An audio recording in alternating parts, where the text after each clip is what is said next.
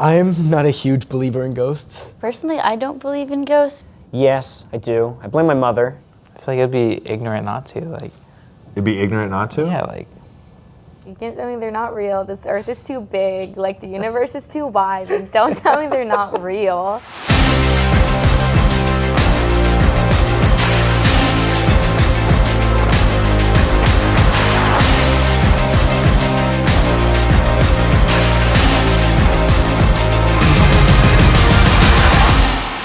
Okay, here we go. One last time. You're staying in the office. Positions. Rolling. And action. For years, I had coworkers telling me that the UIL has a film contest, and they were like, you should definitely join it. And so last spring, I decided I was going to pick a couple of students to kind of lead up the creative team, and the first person I went and talked to was Carlos. I was really excited about it. I was like, this might be kind of hard to pull off. I don't know. Because I've never done anything like this. Like, I've done small scale things, you know. We met in the summer twice. We just brainstormed and we talked about, like, what do we want this to look like? We got to a point where we had a really cool story that it was very ambitious, and then before we knew it, we were in late October, and we were way behind schedule, and then finally there just came a moment where it hit me that, like, this is not gonna work, and we're not gonna be able to pull this off. And I can only speak for myself, but I was, like, really bummed out. It hurt a lot because I got so attached to the story. I was like, we spent so much time since summer developing characters, dialogue, a good story, and then just the fact that we were gonna drop it, I feel like that hurt. A couple of weeks, I think, went by where it was just like, well, we're not doing it anymore. Like, we're not making a short film.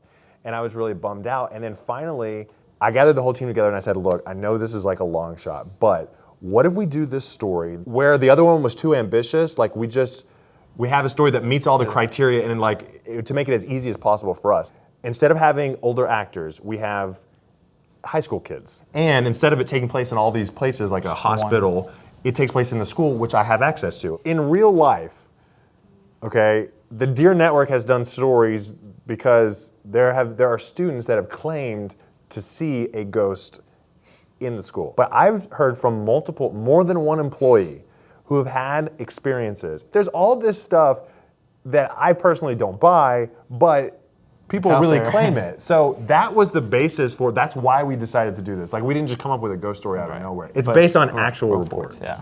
I thought the story was like really cool because like the PAC ghost, it's like actually like a real thing that goes on in the school and like a real thing like everyone talks about in the theater department. At this point, when we changed the story, it was just you and Destiny at this point. Well, surprisingly, I wasn't even invited to the original group. Carlos texted Mr. Krill, hey, is it okay if Alan can come? And Mr. Krill said yes, which I know he hated because me and Carlos get distracted all the time. As we're working through the original idea, every once in a while he'd be like, can Alan come? And I was like, no, Alan can't come. And why can't Alan come? Because you two are never gonna be able to concentrate. Like, you two together drive me nuts half the time, like in class. So I was like, no, leave Alan out. So once Alan came in and like we started talking about it and we started writing the scripts and everything, I knew that you were gonna be the director of photography because I wanted you behind the camera and you had the most technical skills, so there was no doubt that was gonna be your job. Who was gonna direct it, you know, I didn't really know. And then like when Alan came in, we kind of made him the director and I was really pleased with the job that he did. Now, obviously, sometimes he was like skateboarding around, and I had to be the one to say action, and he's like, yeah. He's in the bag, like, you gotta pull him back in sometime. I think it really worked out, and he really added a lot to this group, and I think it was a really good. It was a smart choice to bring him. What's funny is that we wrote it specifically for two students here, actors, and we asked them if they would be in it, and they couldn't be in it. So we were like, do you have any suggestions? They suggested Lainey and Nick. We met with them one time. They didn't audition, didn't do any of that. We just casted them basically sight unseen. I thought it was really cool because I was like, my time to shine. No, I'm kidding. But I was really excited because I do really love acting. I've never done anything like that, and I'm a huge like horror movie fan. So I was like, okay, like this will be fun to see, like to kind of be a part of that. So I was instantly really excited about it. Nick and Lainey, they had come up to me and they said like, hey, you know, we're part of like this like student film thing. Do you want to do it? And they were about to give me more details, and I was already just like, I'm in. I'm in, like for sure. I think filming took us 3 days, each day starting around 6 o'clock. The first 2 days we ended at 3, and I think the last one was 4:30. Well, they start off pretty productive, and then as the night progresses, you can see it just goes kind of down. At the beginning, I was like, okay, like, let's do this. I'm excited. And then whenever it was like till 3 a.m. every night, I was like, I don't think I ever want to be an actor in movies. Like you were running on empty. No, I think she's just going tired of her co-actors. You know, whenever it gets really late and you think everything's funny, it's like around like 2 in the morning, everything just turned instantly funny to every little thing was just so funny to us. Right on set, and. Oh, it's just like.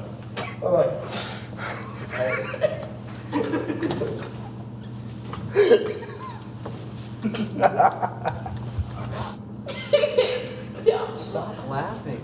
And. Yes.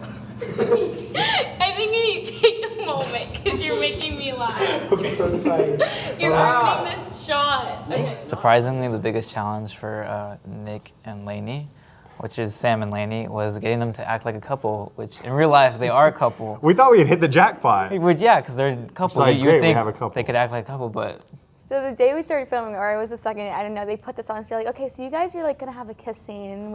And I was like, okay. And like, just reading it, it was like, it was just so weird. And like, I don't know why, I just felt like, I was like, I can't do this. Like, it was, but we didn't end up doing that part. So originally, those characters, they're supposed to have something going on between them. And we wanted to use that scene to show that there's a little something going on between these two characters. We're struggling because it's really awkward.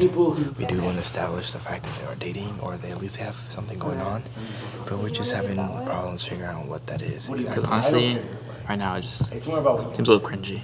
On screen, it felt really weird to be like to show PDA, but off screen it was really natural. And they'd be like, why can't you do that on camera? Like, I don't know. Yeah, like, sorry. that was kind of challenging. Okay, me and Alan had to step in and just show them how it's done. And he's like, hey, like, and those people, just grabbing her, like, you know, a hug, or you could just go like, use your kiss in the cheek, and then he kind of like just like turns you around, and then he's just like, hey, you know, he goes for the kiss. And that's when I had no idea like how much it takes to do everything. Like I thought it'd be like one and done. Like I thought this would take like 3 days max. Like I had no idea it would be like 8-hour-long shootings. During those really long nights when it's like really tiring and you're working really hard and you don't know if it's coming out exactly the way you hope it'll come out. Like sometimes it's really stressful and it's difficult to like just experience those and enjoy those moments. But now looking back, like I think you can see like that was a lot of fun. Like coming up on those 3 nights, really early Driving in the the morning. golf cart around.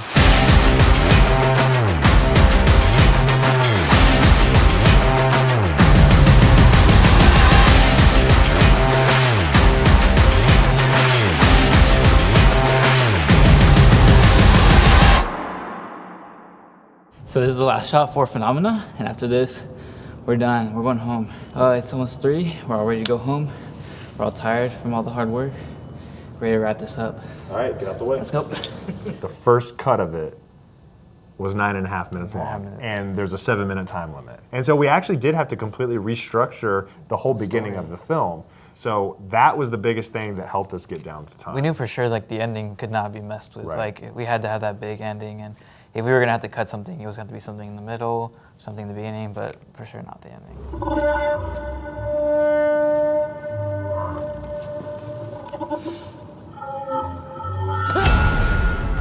I felt confident from the very beginning. I mean, I told them from the very beginning, I fully expect us to go to state and win. we were never really nervous about any of the stages that we were advancing to. Like we knew we were gonna make it to the finals.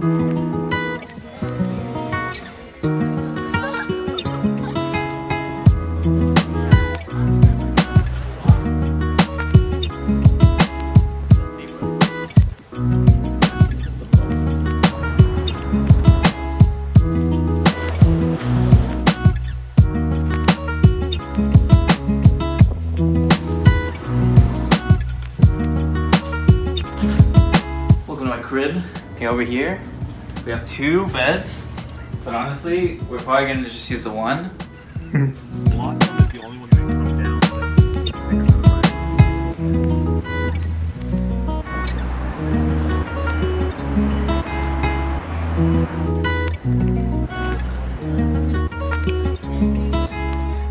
I know we sat down in the theater. I sat down next to Carlos and I sat down next to Mr. Krill. And I told Mr. Krill, I was like, we're gonna sit next to each other because we're just about to say boy to every little movie that we're gonna see. When Phenomena came up, I was super excited. The fact that me, Carlos, Destiny, and Mr. Krill have wrote it and we've shot it and we've talked about it.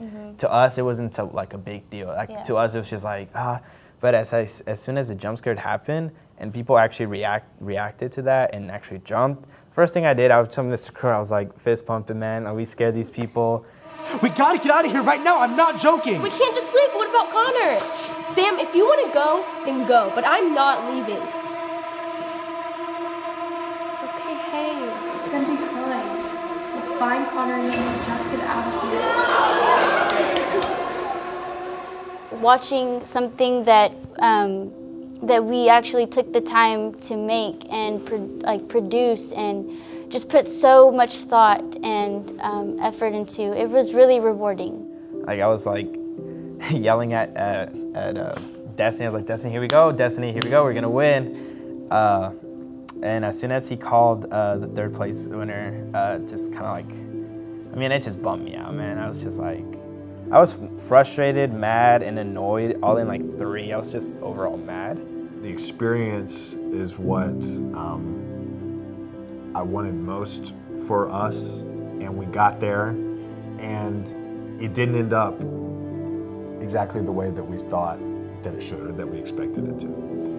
But looking back, I think it was a wonderful experience, and we created something that I'm really proud of. And to me, and I told the students this after the awards, I said, I'm incredibly proud of you guys and appreciative for the time and the talent that you guys have devoted to this project, and I hope you're as proud of it as I am.